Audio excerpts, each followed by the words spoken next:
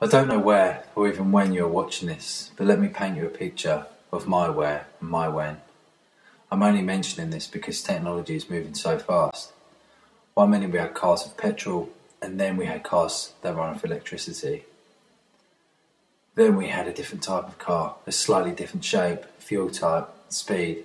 It just kept on changing incrementally, like the whole world was on a drip, being fed information one step at a time, just to make it easiest to digest.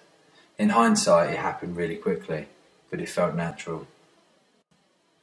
O1 yourself, the latest technology in travel. I remember when I was really young, watching sci-fi movies on the TV, and people were transported from one point to another, sometimes over vast distances.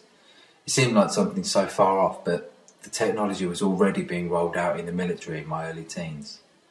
They would use O1 to transport food, water, basically any supplies they needed.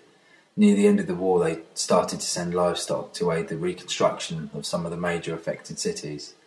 It wasn't like World War III, nothing like that, but more localised to a few countries in Eastern Europe. I don't even know how it started, but it was over pretty quickly. I've spoken about transport technology moving quickly, but weapons have moved just as swiftly.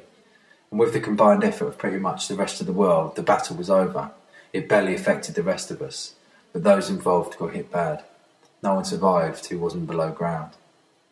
They used the victims of the war as guinea pigs, O1ing them in and out of the war zone to specialised government bases, with huge hospitals dealing specifically with fast transport patients.